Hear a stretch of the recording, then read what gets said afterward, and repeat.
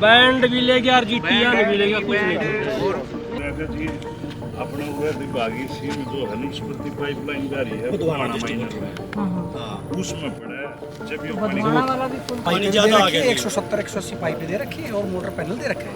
तो अपना खर्चा ले आया जी, पुंदार वो स्टार्टर सारा का अपना खर्चा लेके आ रहे हैं। तो फिर इसका मतलब तो ये वाली फसल तो गई, फसल तो ना आगे भी ना बोझ, अगली भी नहीं है, अगली भी नहीं बोएगी ये फसल। फिर तो अगली ये 10-15 किलो मार है ठेकते हैं। ना तो सारा ही खराब है। ये क्षतिपूर्ति पोर्टल पे कर रखा है आप लोगों कर दिया जी ऑनलाइन। ने? वैसे मैंने जो खराब होना तो हो गया, मुआवजा तो मिल जाए, मुआवजा तो मिल जाए।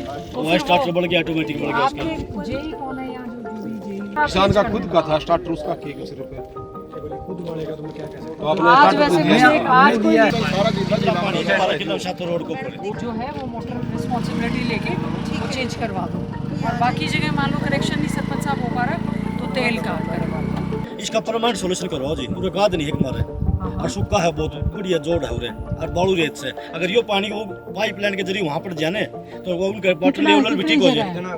और ये नीम की वो फड़नी थोड़ा फड़नी वो नीचे का एरिया है सारा। हाँ, वो सारा पानी इधर आ गया। तो इनका कुआं का पानी भी ठीक हो जाएगा खलीम जी, और वो पानी को चले जाएगा।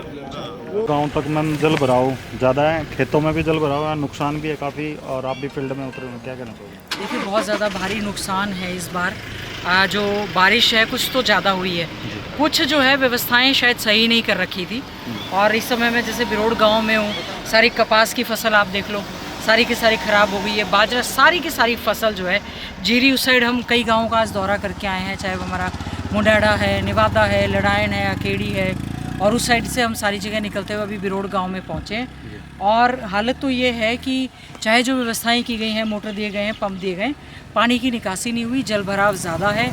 और हमारे क्षेत्रवासियों ने सभी ने ज़्यादातर जो है क्षतिपूर्ति पोर्टल पर अपना करवाने का प्रयास किया, पर लोगों को फिर से डर है कि हमारी झज्जर विधानसभा क्षेत्र के साथ हमेशा भेदभाव करते हैं। क्षतिपूर्ति पोर्टल पर करवाने के बावजूद भी मुआवजा जो है नहीं दिया जाता।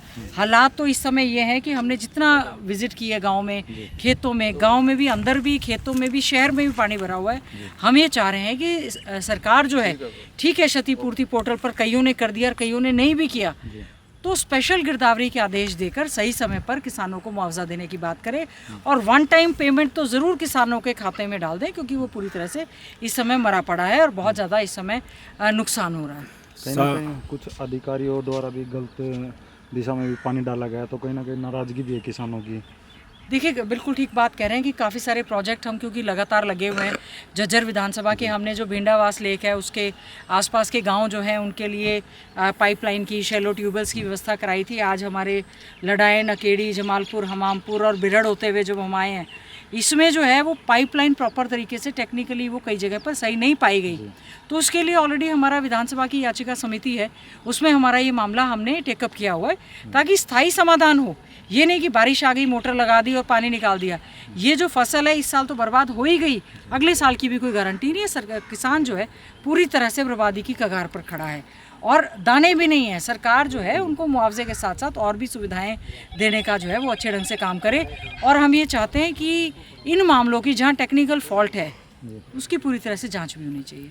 7,000 से 15,000 का स्केल बनाया गया है बहन जी। जब मैक्सिमम 100% नुकसान होगा तो उसको 15,000 का मुआवजा मिलेगा। कपास की खेती में तो कम से कम 20,000 का तो खर्चा ही आ जाता है। देखिए बिल्कुल हम लोगों ने तो कहा है कि आप 50,000 का मुआवजा जो है पर एकड़ के हिसाब से किसानों को देने का काम करें, क्योंकि किसान की पिछली फसल भी ख़राब थी, इस बार मुश्किल से हुई, तो उससे जो जल भराव और ज़्यादा बारिश तो चलो आती है, तो मानसून से पहले ही व्यवस्थाएं क्यों नहीं करते जो इस समय करने का काम कर रहे हैं? क्यों रजवाहों की अच्छे ढंग से सफाई करने का काम क्यों नहीं करते? जो सीवरेज हमारे चौक पड़े हैं उनको क्यों नहीं साफ़ करते? मोटर्स को क्यों नहीं दुरुस्त करते? इंजन्स को क्यों नहीं करते?